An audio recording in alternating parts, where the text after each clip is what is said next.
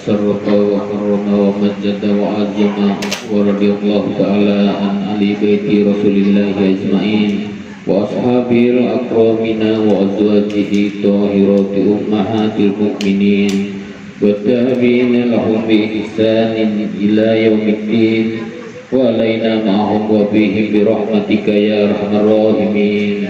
كلمات حق عليها نحيا وعليها نموت وعليها نبعث إن شاء الله تعالى من الآمنين. الفاتحة إلى سيدنا وحبيبنا وسفينا رسول الله محمد بن عبد الله صلى الله عليه وسلم ثم إلى أرواح كافة آبائه وإخوانه من الأنبياء والمرسلين وآل كل منهم وصحابة أجمعين ثم إلى أرواح ساداتنا أبي بكر الصديق وعمر وعثمان وآلي وكافة الأسرة المباشرين بالجنة ثم إلى أرواح سيداتي حبابتي فاطمة الزهراء وسيداتي حبابتي خديجة الكبرى وسيداتي حبابتي عائشة الرضا وسيدنا إمام حسن ومولانا الحسين وسيدنا حمزة والعباس وسيدنا عبد الله بن العباس ثم إلى أرواح كافة أهل البدر وأهل الأحد وأهل الحديبية وجميع أهل بيت رسول الله وأصحاب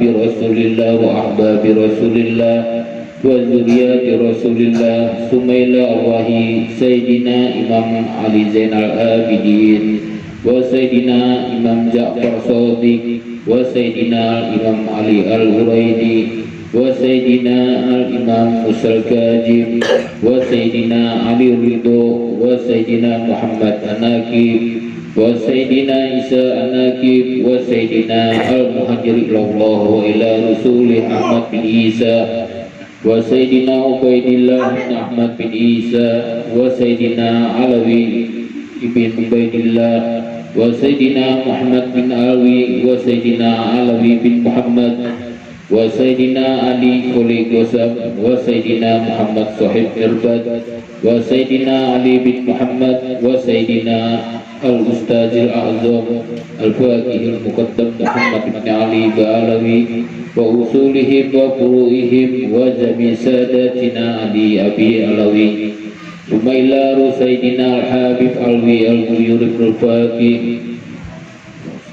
وإخوته وسيدنا الحبيب علي بن علي بن الفقيه وسيدنا الحبيب محمد مولى الطويل وسيدنا المقدم ثاني الحبيب عبد الرحمن سقاف وسيدنا عمر المختار وسيدنا الحبيب أبو بكر بن عبد الرحمن سقاف وسيدنا الحبيب عبد الله بن عبد الرحمن سقاف وإخواتهم الجميع ووصولهم وفروعهم ثم إلى سيدنا الحبيب علي بن أبو بكر سكران وسيدنا الحبيب أحمد بن أبو بكر سكران وسيدنا الحبيب عبد الله بن أبو بكر سكران وإخواتهم الجميع وأصولهم وفروعهم ثم إلى سيدنا الحبيب أبو بكر الأدني والحبيب عبد الرحمن بن عبد الله والحبيب عبد الله بن عبد الرحمن والحبيب سالم وسيدنا الحبيب أحمد بن علوي بجهدب ثم إلى سيدنا الحبيب أحمد شهاب الدين والحبيب قطبي بحر الوجود سيدنا شيخ أبو بكر بن سالم وآله والحبيب آجر وإخواتهم الجميع وأصولهم وفروعهم وسيدنا الحبيب حسين بن شيخ أبو بكر بن سالم ثم إلى سيدنا الحبيب عبد الرحمن مولى أرس ثم إلى سيدنا الحبيب أحمد بن محمد الحسين الأسير ثم إلى سيدنا الحبيب يوسف بن عبد الحسني وسيدنا شيخ عمر بن مخرمة والحبيب أحمد بن حسين والحبيب سالم بن أحمد بن حسين ثم إلى سيدنا قطب الأنفاس الحبيب عمر بن عبد الرحمن العطوس وشيخ علي بن عبد الله باروس ووصولهم وفروعهم وسيدنا قطب الإرشاد وغوث العباد والبلاد الحبيب عبد الله بن علوي بن محمد الحدث صاحب الرتيب ووصولهم وفروعهم وسيدنا الحبيب أحمد bin Jan Arabsi, Sumailaru wa Sayyidina Al-Habib Ahmad bin Muhammad Al-Kab, Sumailaru Sayyidina Al-Imami Qutbi Samadani Syekh Abdul Qadir Al-Jalani, wa usulihim wa furu'ihim anna Allah yuli darajatihim bil jannah wa yu'idu alaina min barakatihim wa asrarihim wa anwarihim wa ulumihim fid dini wad dunya wal akhirah bisirul Fatihah.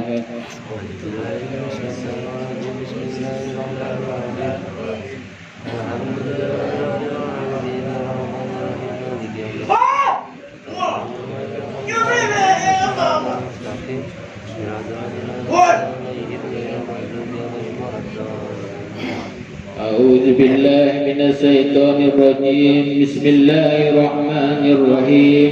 ياسين والقرآن الحكيم إنك لمن المرسلين على صراط مستقيم.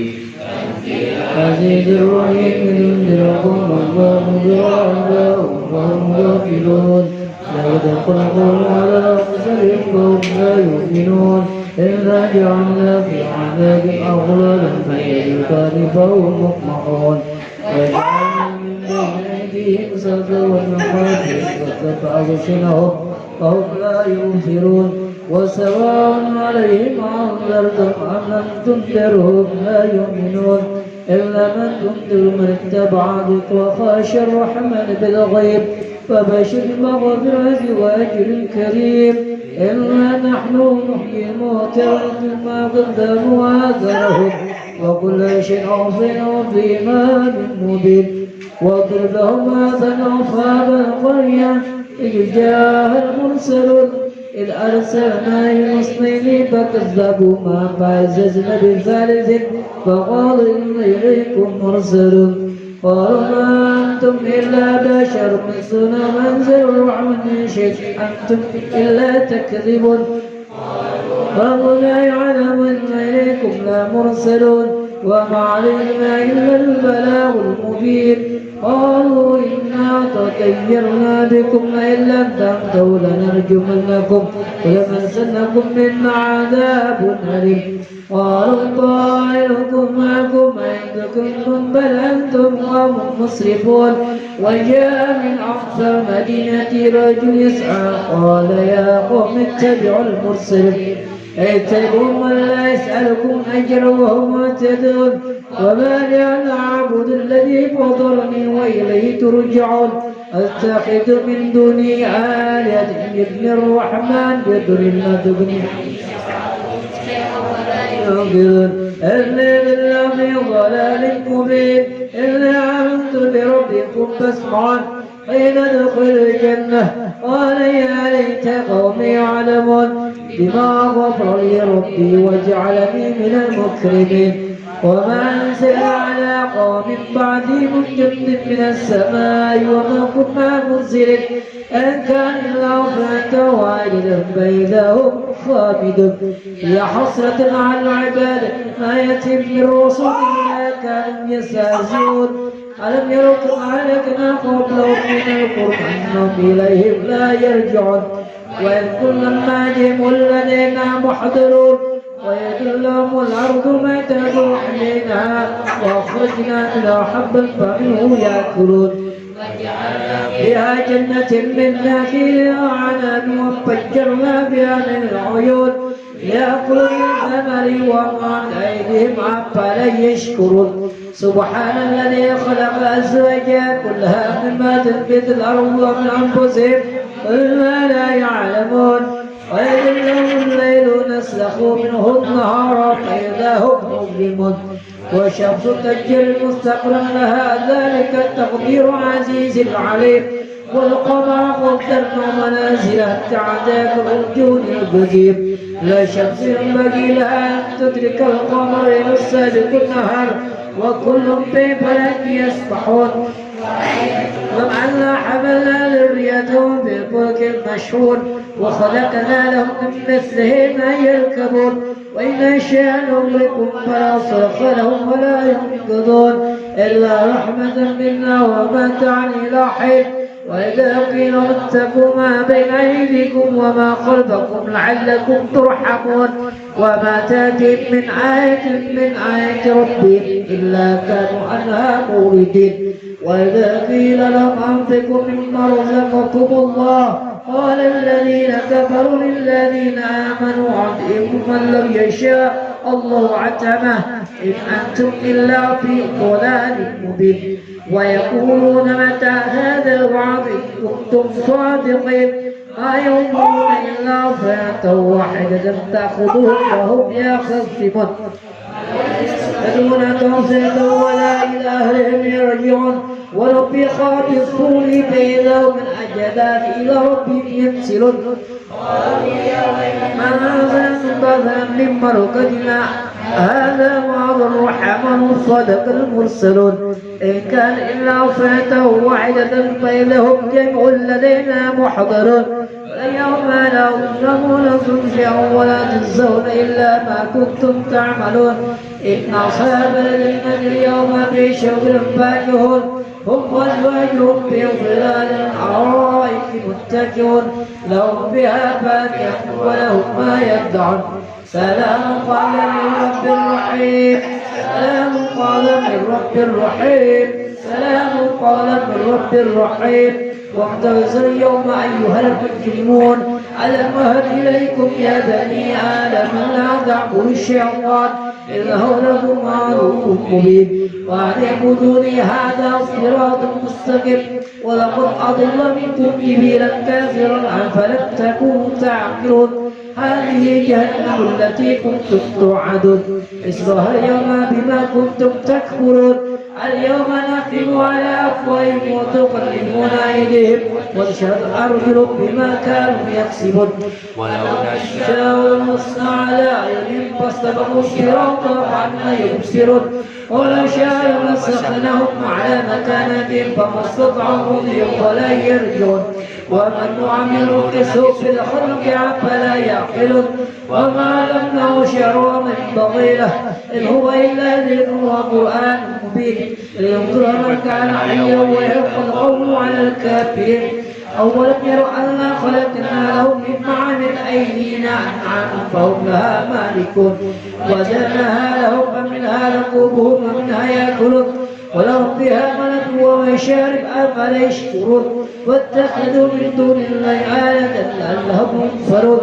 لا يستمعون سهم وهم جند محضرون ويشق قالوا إنا نعلم ما يسرون وما يعلنون أولم ير الإنسان أن خلقناه من نطفة فإذا هو خصيم مبين وضرب لنا مثلا ونسل خلقه قال الله وهي رميم قل الذي أنشأ أول مرة وهو بكل خلق عليم الذي جعلكم للشجر أخضر نارا فإذا أنتم توقدون أوليس الذي خلق السماوات والأرض بقادر على يخلق مثلهم بلى وهو الخلاق العليم إنما أمره إذا أراد شيئا يكون له كن فيكون فسبحان الذي بيده ملكوت كل شيء وإليه ترجعون. Bismillahirrahmanirrahim. Salatu wassalamu ala asrofil anbiya wal mursalin wa ala alihi wa sahbihi ajma'in. Allahumma inna nasta'fiduka wa nasta'udiuka dinan wa anfusana wa ahlana wa auladana wa amwalana wa kulla sayyin a'taitana. Allahumma ja'alna fika nabika wa amanika wa jiwarika wa iyajika min kulli saytanin marid wa jabbarin anid wa ji'ainin wa jibakin wa min sari kulli sari innaka ala kulli sayin qadir.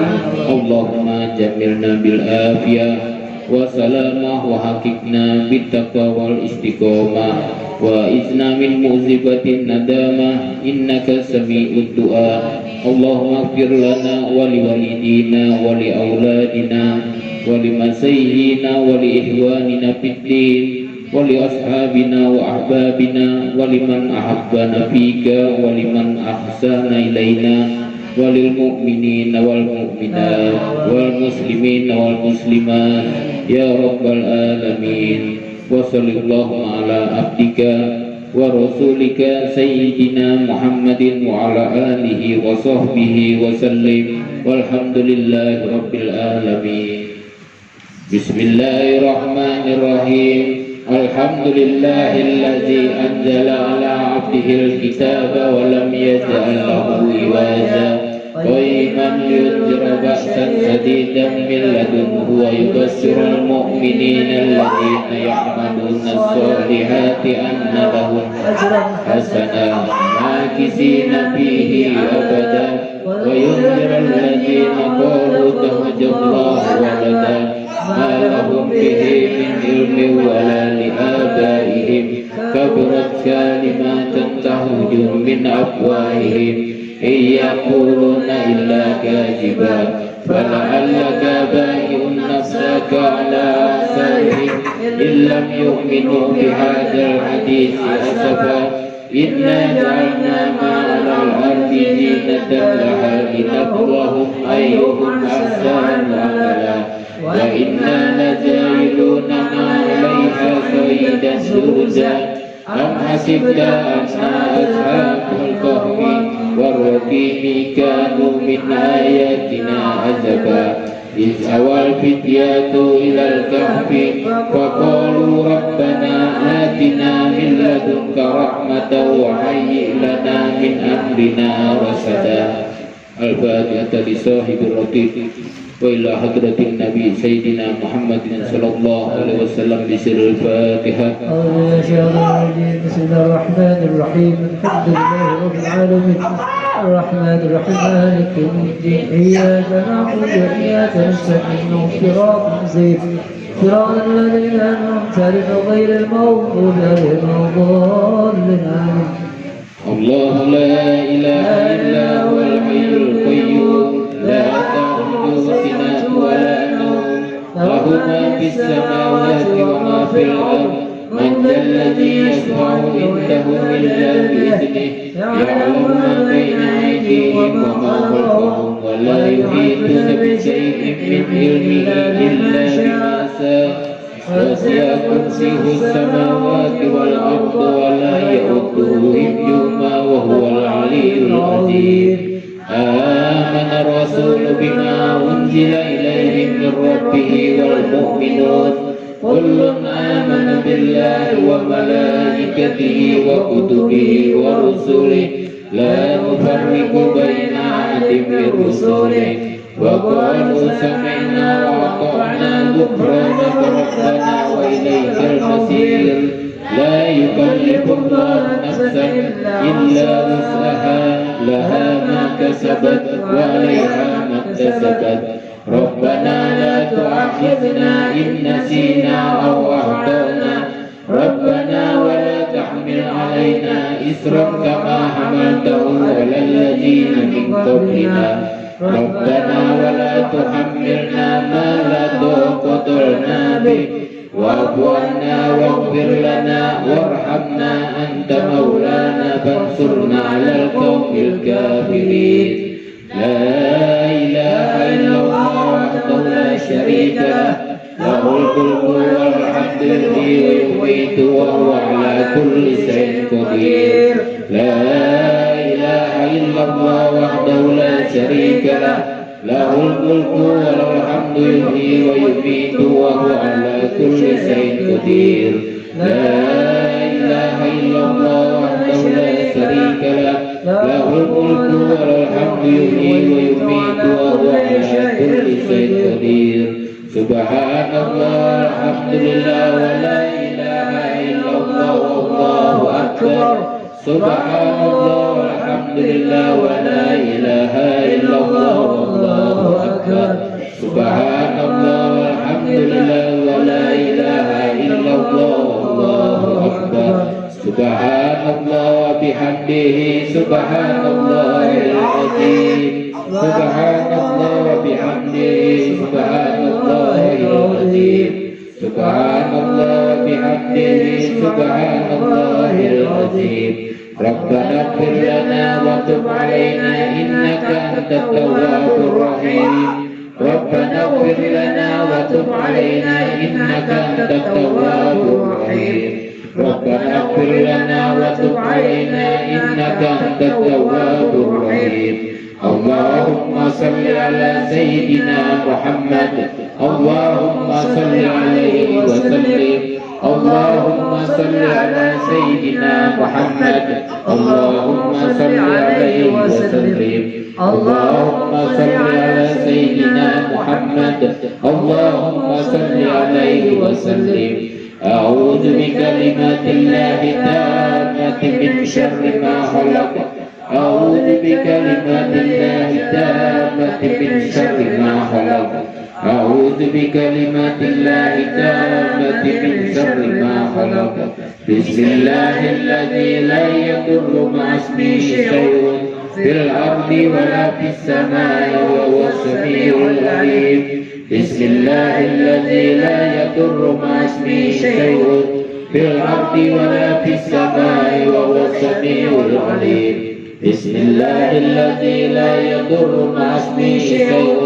في الأرض ولا في السماء وهو السميع العليم رضينا بالله ربا وبالإسلام دينا وبمحمد نبيا رضينا بالله ربا وبالإسلام دينا وبمحمد نبيا رضينا بالله ربا وبالإسلام دينا وبمحمد نبيا بسم الله والحمد لله والخير والشر بمشيئة الله بسم الله والحمد لله والخير والشر بمشيئة الله بسم الله والحمد لله والخير والشر بمشيئة الله آمنا بالله واليوم الآخر تبنا إلى الله باطنا وظاهر آمنا بالله واليوم الآخر تبنا إلى الله باطنا وظاهر آمنا بالله واليوم الآخر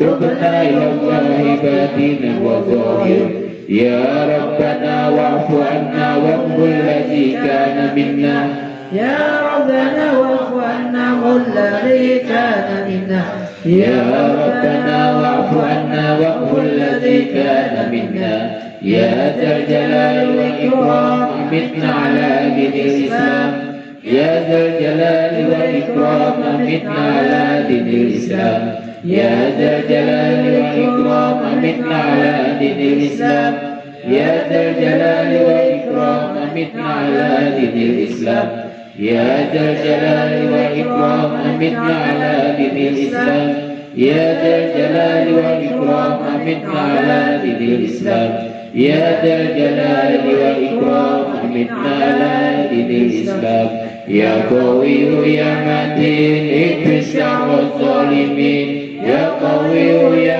متين اكفي شر الظالمين يا قوي يا متين اكفي شر الظالمين أصلح الله أمور المسلمين صرف الله شر المؤذين أصلح الله أمور المسلمين صرف الله شر المؤذين أصلح الله أمور المسلمين صرف الله شر المؤذين يا علي يا كبير يا عليم يا قدير يا سميع يا بصير يا لطيف يا خبير يا علي يا كبير يا عليم يا قدير يا سميع يا بصير يا لطيف يا خبير يا علي يا كبير يا عليم يا قدير يا سميع يا بصير يا لطيف يا خبير يا فارج الهم يا كاشف الغم يا من لعبده يغفر ويرحم يا فارج الهم يا كاشف الغم يا من لعبده يغفر ويرحم يا فارج الهم يا كاشف الغم يا من لعبده يغفر ويرحم أستغفر الله رب البرايا أستغفر الله من الخطايا أستغفر الله رب البرايا أستغفر الله من الخطايا أستغفر الله رب البرايا أستغفر الله من الخطايا أستغفر الله رب البرايا أستغفر الله من الخطايا لا إله إلا الله لا إله إلا الله لا إله إلا الله لا إله إلا الله لا إله إلا الله لا إله إلا الله لا إله إلا الله لا إله إلا الله لا إله إلا الله لا إله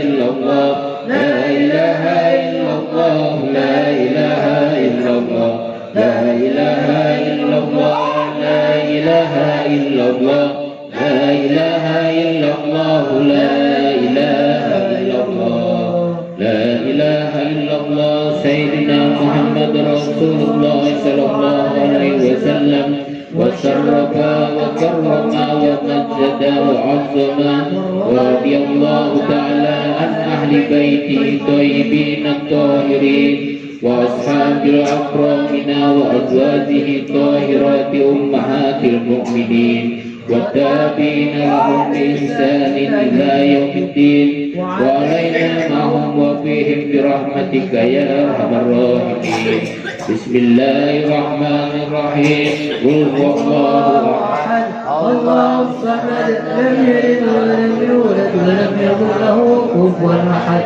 بسم الله الرحمن الرحيم قل هو الله أحد الله الصمد لم يلد ولم يولد ولم يكن له كفوا أحد بسم الله الرحمن الرحيم قل هو الله أحد الله الصمد لم يلد ولم يولد ولم يكن له كفوا أحد بسم الله الرحمن الرحيم قل أعوذ برب الفلق من شر ما خلق من شر غاسق إذا وقب ومن شر النفاثات في العقد ومن شر حاسد إذا حسد بسم الله الرحمن الرحيم قل أعوذ برب الناس مالك الناس إله الناس من شر الوسواس الخناس الذي يوسوس في صدور الناس من الجنة والناس الفاتحة إلى سيدنا وحبيبنا وسفينا وقرة أعيننا رسول الله محمد بن عبد الله صلى الله عليه وآله وأصحابه وذرياته وأهل بيته ثم إلى سيدنا المهاجر محمد بن عيسى وسيدنا أستاذ الأعظم الفقيه المقدم محمد بن علي بعلوي وأصولهما وفروعهما وجميع البعلوي ثم إلى أرواح ساداتنا سفيات المحققين والعلماء العاملين أينما كانوا من مشارق الأرض إلى مغاربها أن الله يولي درجاتهم في الجنة ويعيد علينا من بركاتهم وأسرارهم وأنوارهم وعلومهم في الدين والدنيا والآخرة بسر الفاتحة.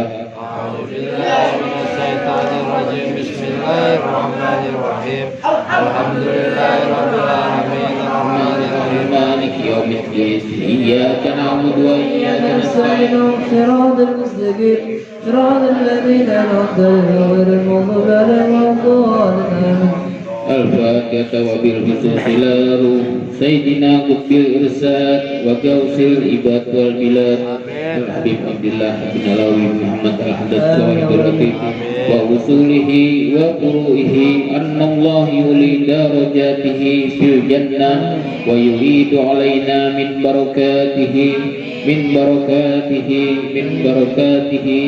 وأسراره وأنواره وعلومه في الدين والدنيا والآخرة بسر الفاتحة. أعوذ بالله من الشيطان الرجيم بسم الله الرحمن الرحيم الحمد لله رب العالمين الرحمن الرحيم مالك يوم الدين إياك نعبد وإياك نستعين صراط المستقيم صراط الذين أنعمت عليهم غير المغضوب عليهم ولا الضالين آمين.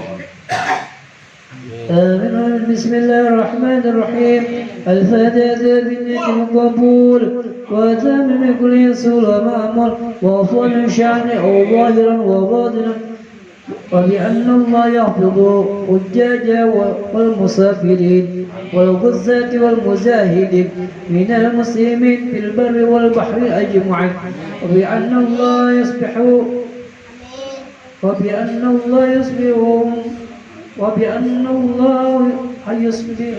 السلامة ويردوهم إلى أوطانهم سالمين غانمين محفوظين في خير وعافية لنا ولكم يا حاضرون بأن الله يؤتي كل سائل منا ومنكم سؤله على ما يرضي الله ورسوله ويقضي جميع حاجاتنا كلها ويطل أعمارنا بطاعة الله ورضاه ويدخلنا الجنة فردوس بغير حساب ويمن علينا أجمعين بكامل حسن الختام عند النزول الحمام وإلى حضرة النبي صلى الله عليه وسلم سر النبي بسر الفاتحة. أعوذ بالله من الشيطان الرجيم. بسم الله الرحمن الرحيم. الرحمن الرحيم الرحمن الرحيم مالك يوم الدين إياك نعبد وإياك نستعين صراط المستقيم صراط الذين أنعمت عليهم غير المغضوب عليهم ولا الضالين. Bismillahirrahmanirrahim. Alhamdulillahirrabbilalamin. Wassalatu wassalamu ala sayyidil mursalin Sayyidina Muhammadin wa ala alihi wa sahbihi ajma'in. Allahumma inna nas'aluka bihaqqi suratul Fatihah al-mu'azzamah wa sab'i masani wal Qur'anil azim an taftaha lana fi kulli khair wa anta tabdul alaina fi kulli khair wa anta tas'alana min ahlil khair wa antu amilana ya maulana muamalataka li ahlil khair wa anta fajona bidinina wa anfusina wa auladina wa amwalina wa ahlina wa ashabina wa ahbabina min kulli mihnatin wa fitnatin wa bu'sin wa doirin innaka waliyu kulli khair wa mutaffadilu bi kulli khair wa mu'tili kulli khair ya arhamar rahimin. Allahumma ighfir lana wa li walidina wa li auladina wa li masaihina bid-din wa liman ahsana ilaina wa liman awsana bid-du'a wa li jami'il muslimin wal muslimat wal mu'minin wal mu'minat al ahya'i minhum wal amwat. Allahumma ighfir lana warhamna wardu anna wa taqabbal minna wa adkhilna al-jannata wa nazina minan nar. Allahumma aslih lana sa'nana kullahu. Allahumma jidna wa la tunkisna wa akrimna wa la tuhinna wa'tina wa la tahrimna wardina wardu anna ya arhamar rahimin. Wa sallallahu ala sayyidina Muhammadin wa ala alihi wa sahbihi wa sallam walhamdulillahi rabbil alamin. Allahumma inna nas'aluka ridhaka wal jannah wa na'udzu bika min sakhatika wan nar. Allahumma inna nas'aluka ridhaka wal jannah wa na'udzu bika min sakhatika wan nar. Allahumma inna nas'aluka ridhaka wal jannah wa na'udzu bika min sakhatika wan nar. Ya alima siri minna la tahtiki sitra anna wa bina wa afuanna wa kun lana haitsu kunna. Ya alima siri minna la tahtiki sitra anna wa bina wa afuanna wa kun lana haitsu kunna. Ya alima siri minna la tahtiki sitra anna wa bina wa afuanna wa kun lana haitsu kunna. Jajallahu sayyidana Muhammadan anna khairan. Jajallahu sayyidana Muhammadan anna ma huwa ahluh. Jajallahu sayyidana Muhammadan anna khairan. Jajallahu sayyidana Muhammadan anna ma huwa ahluh. Jajallahu sayyidana Muhammadan anna khairan. Jajallahu sayyidana Muhammadan anna ma huwa ahluh. Ya Allah biha, ya Allah biha, ya Allah bi husnil khatimah. Ya Allah biha, ya Allah biha, ya Allah bi husnil khatimah.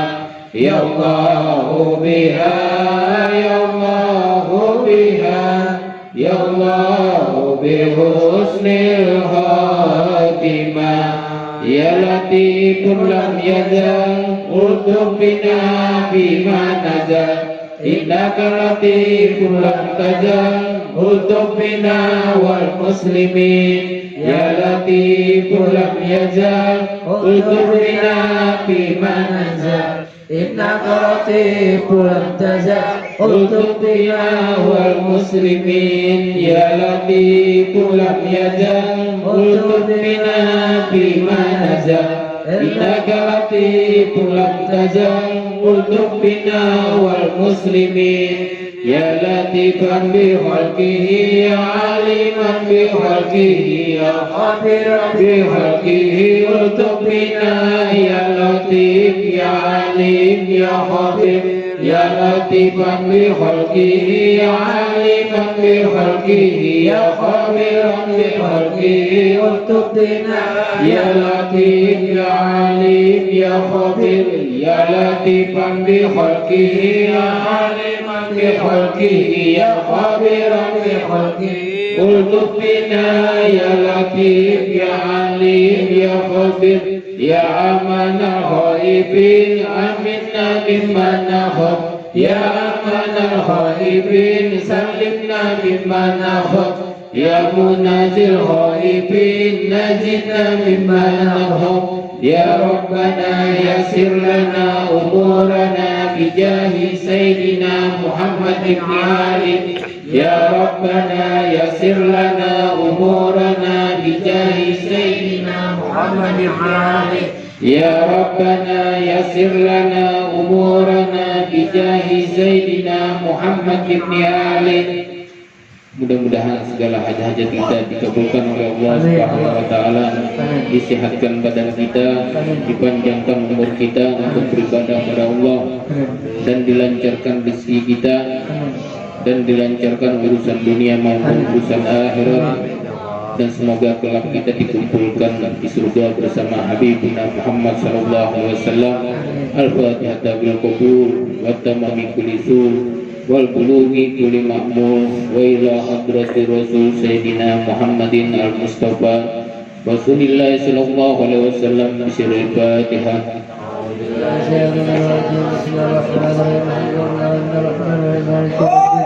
إياك نعبد وإياك نستعين اهدنا المستقيم صراط الذين أنعمت عليهم غير المغضوب عليهم ولا الضالين. اللهم يا دائم الفضل على البرية يا باسط اليدين بالعطية يا صاحب المواهب السنية صل على سيدنا محمد خير الورى سدية واغفر لنا يا ذا العليا في هذه العصية. اللهم يا دائم الفضل على البرية يا بسيط اليدين بالعافية يا صاحب المواهب السنية صل على سيدنا محمد خير الورى سدية واغفر لنا يا ذا العليا في هذه العشية. اللهم يا دائم الفضل على البرية يا باسط اليدين بالعطية يا صاحب المواهب السنية صل على سيدنا محمد خير الورى سدية واغفر لنا يا ذا العليا في هذه العشية. اللهم يا دائم الفضل على البرية باسط اليدين بالعافية يا صاحب المواهب السنية صل على سيدنا محمد خير الورى سدية واغفر لنا يا ذا العليا في هذه العشية. اللهم يا دائم الفضل على البرية يا باسط اليدين بالعطية يا صاحب المواهب السنية صل على سيدنا محمد خير الورى سدية واغفر لنا يا ذا العليا في هذه العشية. اللهم يا دائم الفضل على البرية يا باسط اليدين بالعطية يا صاحب المواهب السنية صل على سيدنا محمد خير الورى سدية واغفر لنا يا ذا العليا في هذه العشية. اللهم يا دائم الفضل على البرية يا باسط اليدين بالعطية يا صاحب المواهب السنية صل على سيدنا محمد خير الورى سدية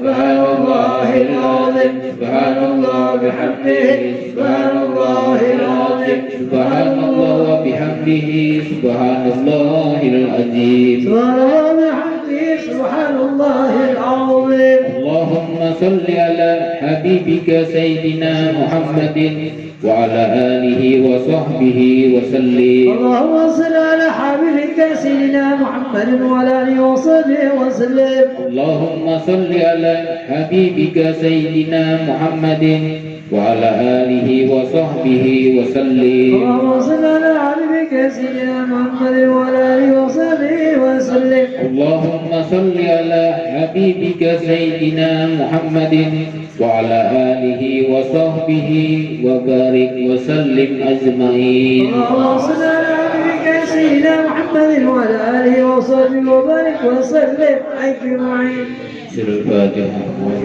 بسم الله الرحمن الرحيم الحمد لله الرحمن الرحيم مالك يوم الدين اياك نعبد واياك نستعين اهدنا الصراط المستقيم صراط الذين انعمت عليهم غير المغضوب عليهم ولا الضالين.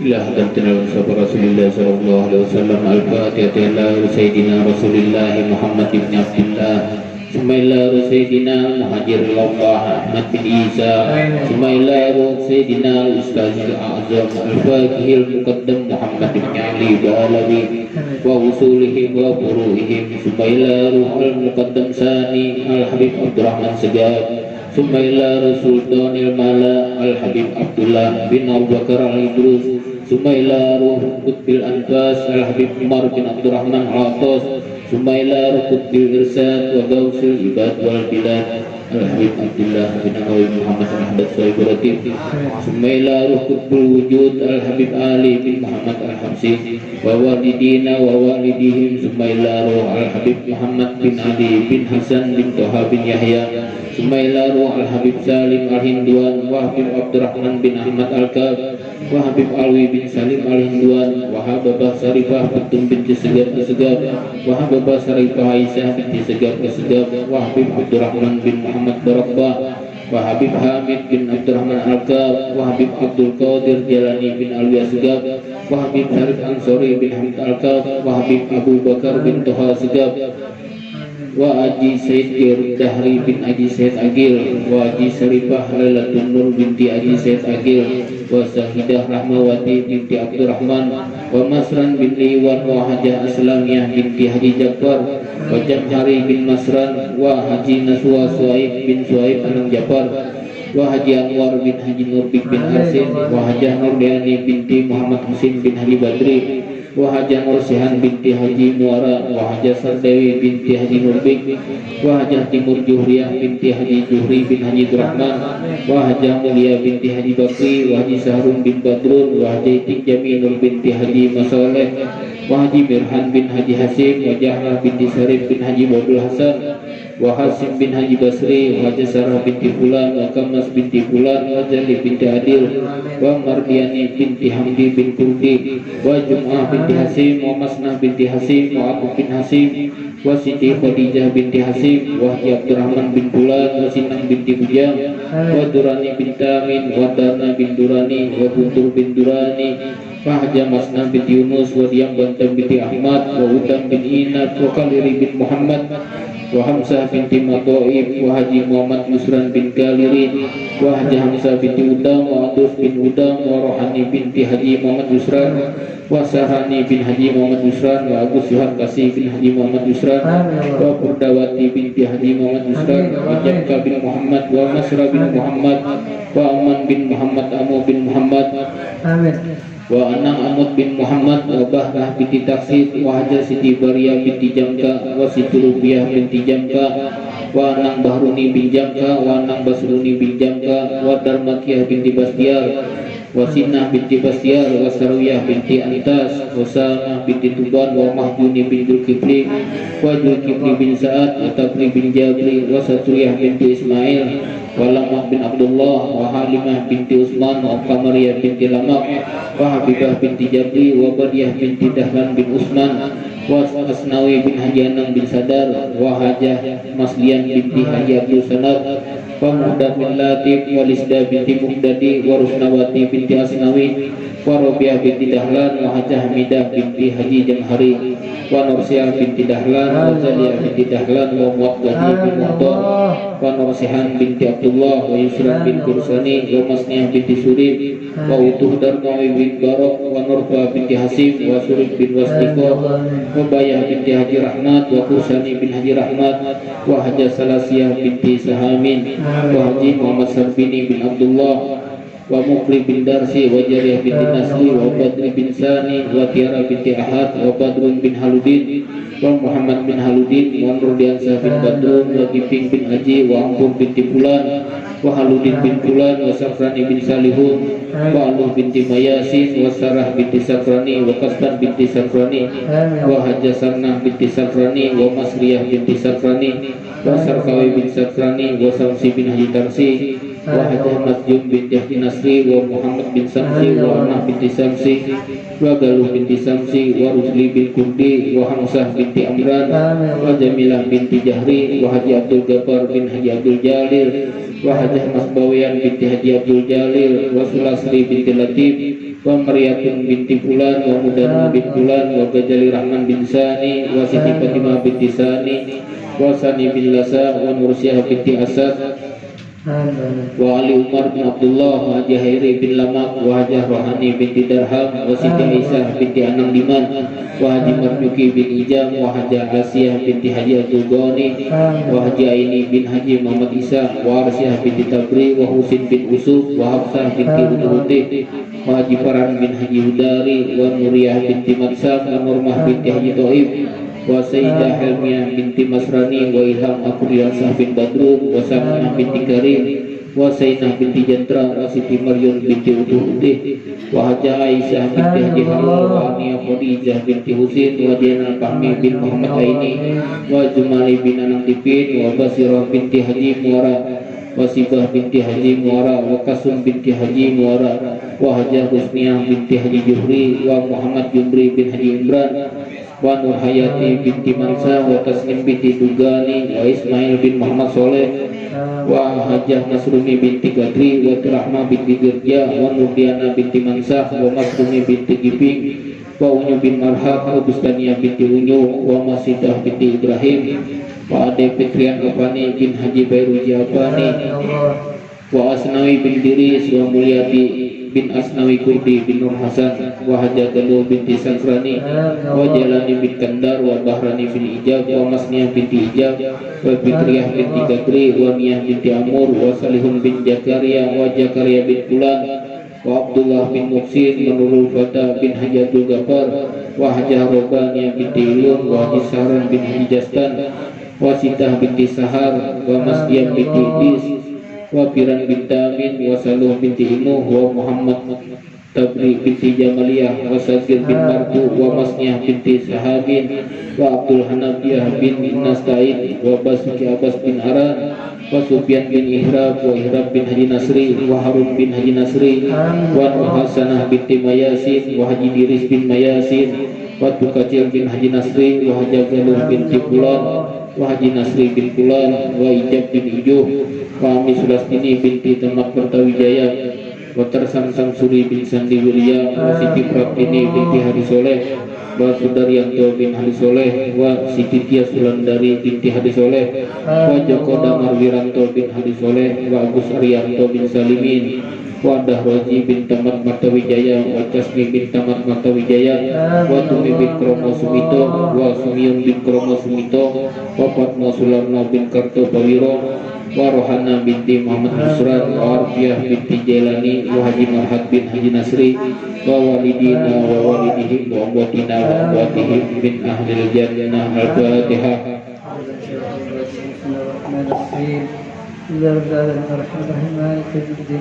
إياك نعبد وإياك نستعين اهدنا الصراط المستقيم صراط الذين أنعمت عليهم غير المغضوب عليهم ولا الضالين.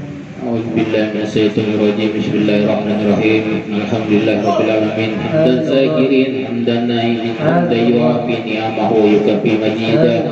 يا ربنا لك الحمد كما ينبغي لجلال وجهك وعظيم سلطانك. اللهم صل على سيدنا محمد وعلى آل سيدنا محمد اللهم تقبل وأوصل ثواب ما قرأناه من القرآن العظيم وما حللنا وما سبحنا وما استغفرنا وما صلينا على سيدنا محمد صلى الله عليه وسلم هادية وسيلة ورحمة نازلة وبركة ساملة إلى حضرة حبيبنا وصفينا وقرة أعيننا سيدنا ومولانا محمد صلى الله عليه وسلم وإلى جميع إخوانه من الأنبياء والمرسلين والأولياء والشهداء والصالحين والصحابة والتابعين والعلماء العاملين والمصنفين والمخلصين وجميع المجاهدين في سبيل الله رب العالمين وملائكته المقربين خصوصا إلى سيدنا شيخ القادر الجيلاني ثم إلى أرواح جميع أهل القبور من المسلمين والمسلمات والمؤمنين والمؤمنات من مشارق الأرض ومغاربها وبحرها خصوصا إلى آبائنا وأمهاتنا وأجدادنا وجداتنا ونخصوصا خصوصا إلا من استمعناها بسببه ولأجله اللهم اغفر لهم وارحمهم وعافه واعف عنهم اللهم أنزل الرحمة والمغفرة على أهل القبور من أهل لا إله إلا الله سيدنا محمد رسول الله ربنا أرنا الحق حقا وارزقنا اتباعه وأرنا الباطل باطلا وارزقنا اجتنابه ربنا آتنا في الدنيا حسنة وفي الآخرة حسنة وقنا عذاب النار سبحانك ربك رب العزة عما يصفون وسلام على المرسلين والحمد لله رب العالمين. لا إله إلا الله الموجود في كل زمان. لا إله إلا الله الموجود في كل زمان. لا إله إلا الله المعبود في كل مكان. لا إله إلا الله المعبود في كل مكان. لا إله إلا الله المذكور بكل لسان. لا إله إلا الله المذكور في كل لسان. لا إله إلا الله المعروف بالإحسان. لا إله إلا الله المعروف بالإحسان. لا إله إلا الله كل يوم هو في شان. لا إله إلا الله كل يوم هو بشأن. لا إله إلا الله الأمان الأمان من زوال الإيمان. لا إله إلا الله الأمان الأمان من زوال الإيمان. ومن فتنة الشيطان. ومن فتنة الشيطان. يا قديم الإحسان. يا قديم الإحسان. كم لك علينا من إحسان. كم لك علينا من إحسان. إحسانك القديم. إحسانك القديم. يا حنان يا منان. يا حنان يا منان. يا رحيم يا رحمن. يا رحيم يا رحمن. يا غفور يا غفار. يا غفور يا غفار. اغفر لنا وارحمنا. اغفر لنا وارحمنا. اغفر لنا وارحمنا. اغفر لنا وارحمنا. اغفر لنا وارحمنا. اغفر لنا وارحمنا. وأنت خير الراحمين. وأنت خير الراحمين. وصلى الله على سيدنا محمد وعلى آله وصحبه وسلم.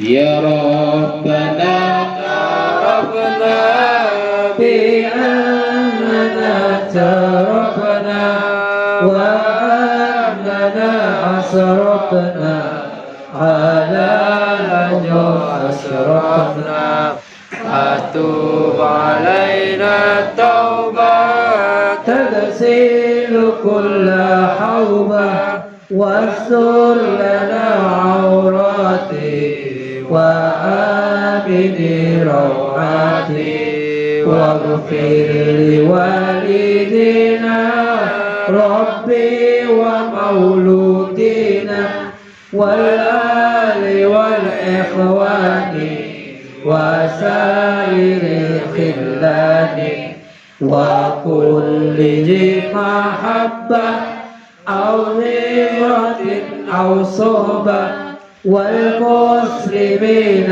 أجمع آمين ربي أسمع فضلا وجودا منا لا باكتساب منا بالمصطفى الرسول نعظى بكل سول بالمصطفى الرسول نحظى بكل سول بالمصطفى الرسول نحظى بكل سول صلى وسلم ربي عليه عبد الحق وآله وصحبه عداد تأسيس صحبي والحمد لله في البدء والتناهي سبحان ربك رب العزة عما يصفون وسلام على المرسلين الحمد لله رب العالمين في يوم العالمين عدد خلقه ونفسه ورسوله بكلماته. Assalamualaikum warahmatullahi wabarakatuh. Alhamdulillah wa kafa wassalatu wassalamu ala sayyidina Muhammadin al-Mustafa wa ala alihi wa sahbihi ahli sidqi wal wafa amma ba'd. Al-mukarramun, para ahli ulama, para kiai, asatid, bapak-bapak, ibu-ibu yang ulun hormati dan ulun muliakan, yang mungkin tidak bisa ulun sebutkan satu persatu tanpa mengurangi rasa hormat, serta hadirin yang dirahmati Allah Subhanahu wa taala. Mari kita ucapkan syukur alhamdulillah atas kehadiran Allah Subhanahu wa taala, karena berkat rahmatnya pada hari ini kita dikumpulkan kembali dalam suasana hati yang lapang dan berbahagia. Dan tidak lupa juga salawat serta diiringi salam kepada junjungan kita Nabi besar Muhammad SAW. Semoga dengan adanya perkumpulan kita di majelis akad ini menjadi bukti kecintaan kita kepada Allah dan Rasulnya. Amin amin ya rabbal alamin.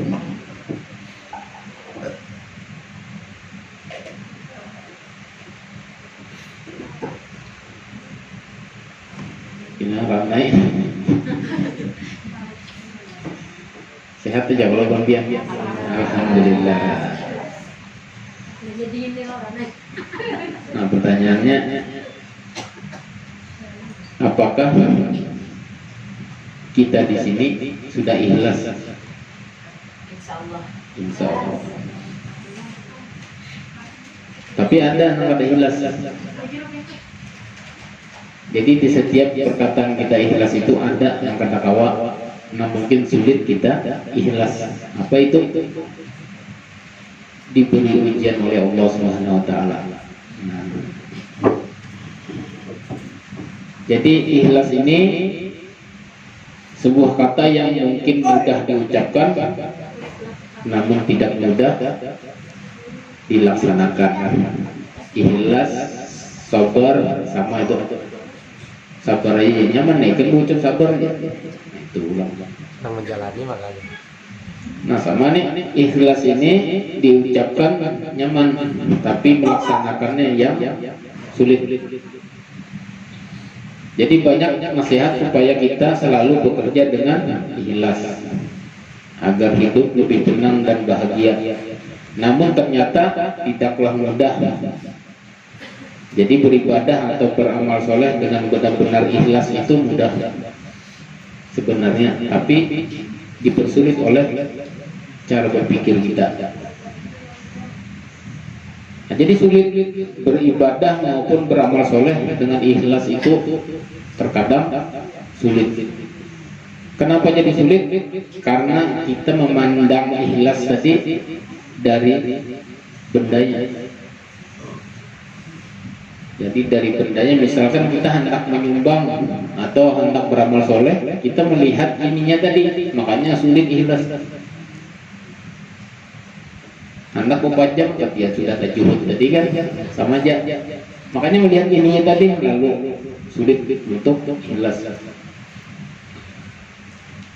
Jadi dalam hadis yang diriwayatkan oleh Abu Daud dan Nasai, Rasulullah SAW bersabda, sesungguhnya Allah itu tidak menerima amal perbuatan kecuali dilakukan dengan ikhlas.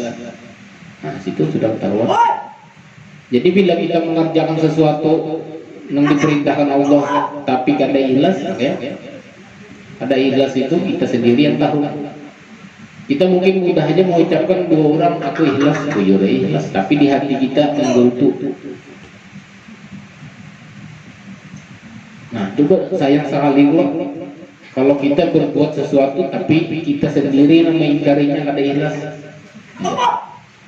Kalau pembiak kada ikhlas, orang sakit kada juga. Intinya kembali kepada diri kita masing-masing. Ikhlas itu merupakan pekerjaan hati, kata Imam Al-Junaid Al-Baghdadi, itu tokoh tasawuf sekalian fikih dari Baghdad. Nah, jadi beliau berkata, ikhlas itu merupakan rahasia antara Allah dan hamba. Nah, jadi kita lawan Allah ini itu rahasia ikhlas tadi. Jadi kalau kita membunguli rasa ikhlas tadi kepada ikhlas, itu rugi benar. Kerugian pada diri kita. Jadi yang hanya diketahui oleh malaikat sehingga dia menulisnya, namun tidak diketahui oleh setan sehingga dia merusaknya. Nah, kebanyakan ini dirusak dulu oleh setan, belum dicatat oleh malaikat. Jadi bilanya setan sudah merusak, wah biar. Bilanya setan sudah merusak, bariakannya nah lewat setan berataan. Nyata sudah hancur.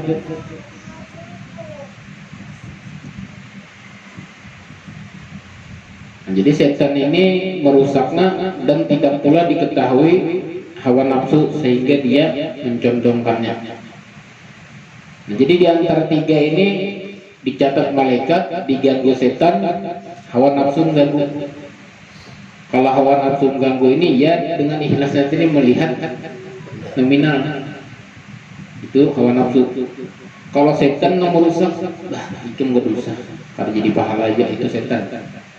Malaikat belum mencatat lagi, ini sudah berusak keduanya. Nah, ruginya apa?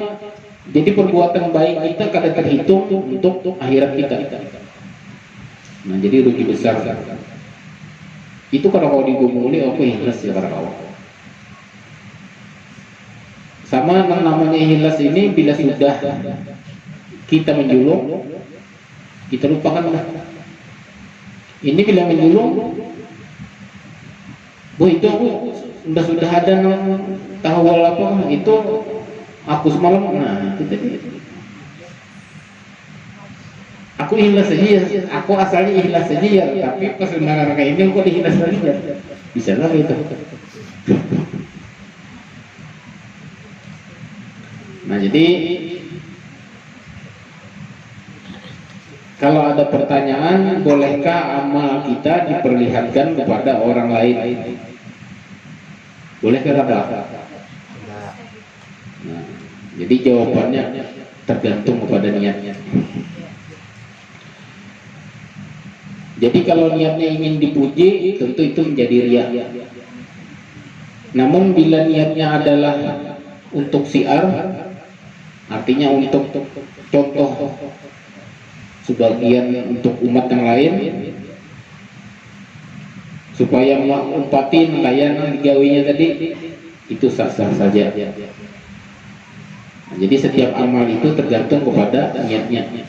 Jadi Rasulullah SAW bersabda, sesungguhnya setiap amal perbuatan tergantung dari niatnya, dan sesungguhnya setiap orang akan dibalas berdasarkan apa yang dia niatkan. Nah, jadi niat ini faktor utama dari kehidupan kita tuh niat sebenarnya.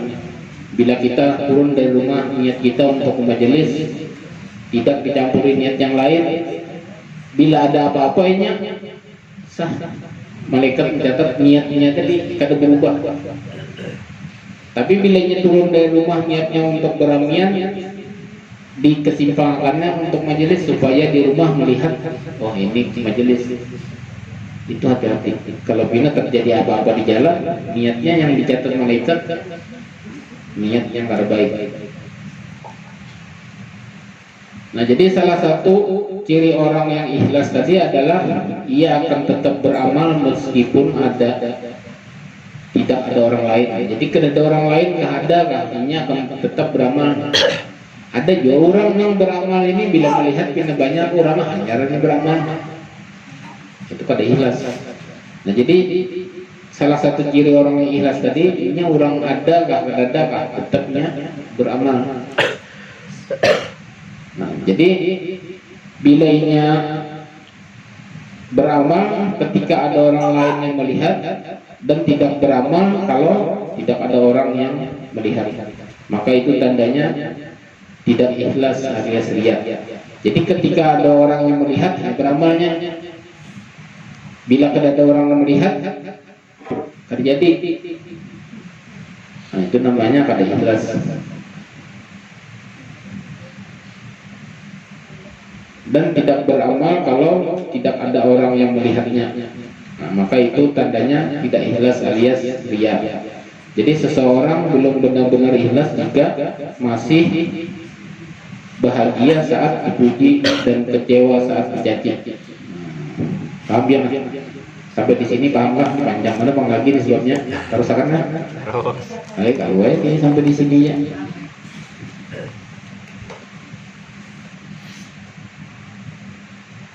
Kalau dipuji saat bahagia dan kecewa saat dicaci.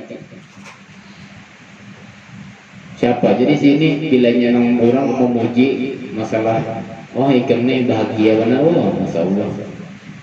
Nang tadi masam aja muha, bagus saja dong dilihat tersenyum. Tapi bila saat yang kecewa, dicacinya merangut, itu belum dikatakan ikhlas. Nah, jadi adapun ciri lain orang yang ikhlas adalah jarang kecewa. Nah, ini kenapa jarang kecewa? Karena di hatinya tertumbuh ikhlas tadi. Makanya ikhlas ini dari hati, bukan dari untung. Jadi orang yang ikhlas ini jarang kecewa, apalagi terhadap sesama makhluk. Karena yang diharapkannya hanyalah penilaian dari keriduan Allah Subhanahu wa taala. Jadi apa yang dikerjakannya itu karena Allah Subhanahu wa taala, jadi dicaci oleh manusia tetapnya bahagia karena ini kata minta penilaian manusia. Kalau ini kita dicaci oleh manusia, sudah liwar ombaknya. Jangannya ibarat bangunan ini terbuat dari kertas ya, hampur sudah. Jadi orang yang kecewa terhadap makhluk yaitu orang yang banyak berharap dan bergantung kepada makhluk. Jadi kadang-kadang kita ini bergantung kepada manusia pasti sakit. Apalagi bila sudah tangan janji-janji bergantung kepada manusia ini pian. Ayo pian tahu aja tuh bergantung kepada manusia kayak apa. Tapi pian bergantung kepada Allah, ulang pian ini kada merasakan lagi bukti itu. Padahal bukti yang selama ini hidup, pian kada mensyukuri benar kan? Jika ibarat di tubuh kita ini serata lengkap, kita kada pernah mensyukuri. Karena hendak kita lihat dari Allah Subhanahu wa taala tadi mengabulkan masa doa kita tadi, kita diberi kenyamanan enggak, diberikan rezeki nang tiba-tiba mun melihat ke situ berarti kada percaya dengan janji Allah. Kalau pian kecewa kepada Allah, pian akan kembali kepada Allah. Kayak bertanggung jawab kita. Ya. Makanya innalillahi wa inna ilaihi rajiun. Artinya yang datang dari Allah itu kembali kepada Allah. Jadi kalau kita kada percaya janji Allah, apa kita bertanggung jawab yang di akhirat? ujar Allah itu kalau percaya janjiku, janji yang mana? Karena anak ikam percayain.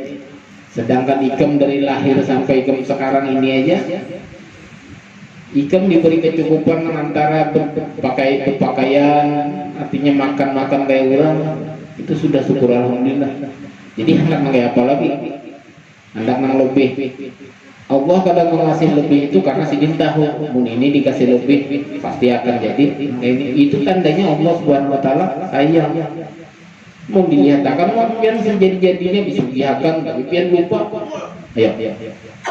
Nah, jadi nikmat yang luar biasa. Jadi ada sebabnya, ada hikmahnya kalau Allah Subhanahu wa taala kita tidak menyedihkan kita atau tidak memberi kita kenyamanan. Mungkin sedih tahu karena lupanya kita. Nah, jadi kembali kepada ikhlas tadi, makna ikhlas secara menyeluruh hakikatnya ikhlas sering diilustrasikan. Nah, jadi kayak gula dan kopi itu. Kopi itu dimasak dengan air, namanya kopi manis. Maka kopi tadi dicampur gula, kenapa jadi kopi manis sambatannya? Gulanya dari mana? Nah, gula tadi hilang. Nah, jadi bukan kopi gula disambat di situ, tapi kopi manis. Jadi gula ikhlasnya harus sambat. Terus gula dicampur dengan teh, sambatannya teh manis. Kenapa ada teh gula? Ikhlas saja gulanya. Nah, itu contoh ikhlasnya tadi. Karena disebutkan tapinya tetap ada. Kalau kami Muhara disebutkan tadi hilang ada. Sambatannya aja berbeda, tapi gula tadi identik dengan manis. Ada lapian gula pahit kecuali gula hamid. Ketolok. Nah, jadi yang namanya gula itu pasti manis.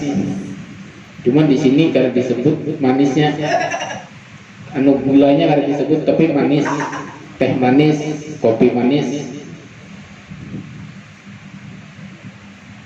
Nah, jadi kopi terlalu manis ya. Siapa yang disalahkan? Tentu gula. Disalahkan nilainya sudah terlalu manis atau kekurangan gula, pahit ya. Kedada bang nih rasa gula ini gak ada, cuma yang disalahkan ya gula, bilanya daripada yang keduanya jadi kurang. Nah, jadi jika takaran kopi dan gula seimbang, siapa yang dipuji? Kopinya. Nah, tentu semuanya akan berkata kopinya mantap. Itu kan ada lagi memang manis gula tadi. Wah, kopinya mantap ya, kopinya luar biasa. Pas lah paling gak ada kopinya. Ayo ke dada manis tadi. Nah, kayak itu juga fenomena kehidupan. Kadang kebaikan tak pernah disebut, tapi kesalahan akan dibesar-besarkan. Mana ada pernah kebaikan yang pernah kita buat diungkap?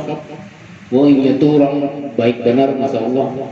Itu kalaupun inya ucap ke itu, pasti masih ada yang diharapkan. Kadang pernah kita memuji Allah Subhanahu wa taala, Allah Subhanahu wa taala luar biasa menciptakan manusia. Nah, kita mensyukurinya kayak apa? Tapi kalau manusia apalagi di hadapan kurangnya, biar ini sidinnya dasar masya Allah ya, limbahnya. Nah, paham ya kalau biar. Jadi kebaikan tak pernah disebutkan orang. Kita berbuat baik itu bila disebutkan orang itu, yang namanya ikhlas tadi ya, hanya Allah yang tahu kan. Tapi kalau kita berbuat buruk, wah, jangan khawatir sampai di liang lahat tetap dibesar-besarkan orang. Jadi begitu, tetaplah seperti gula. Ia tetap memberi rasa manis meskipun namanya tak pernah disebut, dan tak pernah mendapatkan pujian meski namanya tak pernah disebut dalam kopi manis atau teh manis. Namun semua orang tahu bahwa peranan gula sangatlah istimewa. Gula, jangan kopi gula, ada namanya kopi gula. Kalau gulaan hanya gula batu. Soalnya gula lawan batu. Di mukanya jena gula, dibanding jilat dalamnya batu, itu gula batu. Itu Pak.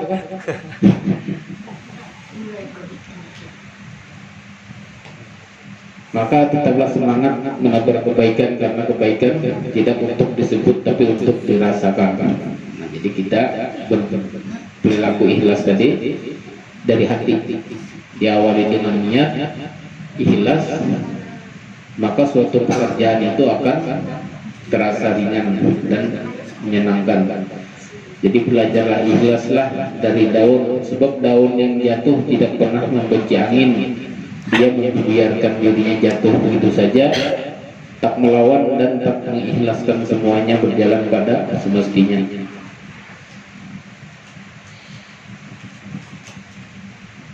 Jadi belajar ikhlaslah dari Nabi Ibrahim, sebab beliau rela mengikhlaskan anaknya untuk disembelih karena atas perintah Allah Subhanahu wa taala. Nabi Ibrahim itu ikhlas sedikit. Cuma Allah Ta'ala ini menguji sampai di mana keikhlasan sidin. Jika memang hari diuji, habis kita bisa tersembelih anak. Makanya digantikan atas keikhlasan sidin tadi, maka diganti dengan seekor kambing. Jadi marilah saat ini, detik ini, mulailah kita bersikap ikhlas dengan menjalani kehidupan ini. Awali permasalahan kecil dalam hidup ini dengan rasa dan sikap ikhlas, maka hidup yang indah dan jiwa tenanglah yang akan kita dapatkan. Nah, jadi sampai di sini yang bisa saya sampaikan. Salah hilaf mohon maaf. Mudah-mudahan kita beserta keluarga kita yang berhadir di sini diselamatkan dunia wal akhirah dan dimatikan kita dalam keadaan husnul khotimah. Dan semoga Allah Subhanahu wa taala mengampuni dosa-dosa kita, dosa kedua orang tua kita, ilmu yang bermanfaat dan dimudahkan untuk beramal soleh, karena hanya Allah yang memberi taufik dan hidayah. Dan semoga Allah sehatkan badan kita, panjangkan umur kita, lancarkan rezeki kita, dan semoga Allah Subhanahu wa taala memberikan kita anak-anak yang soleh maupun soleha yang selalu berbakti kepada kedua orang tua dan bermanfaat bagi bangsa ini. Dan semoga Allah Subhanahu wa taala mengumpulkan kita di surga kelak bersama kekasih termulianya, yaitu Habibuna Muhammad sallallahu alaihi wasallam. Bi barakati Imamul Haddad, Rabbana atina fid dunya hasanah wa fil akhirati hasanah wa qina adzabannar. Subhanaka rabbika rabbil izzati amma yasifun wa salamun alal mursalin walhamdulillahi rabbil alamin. Taqabbalallahu minkum.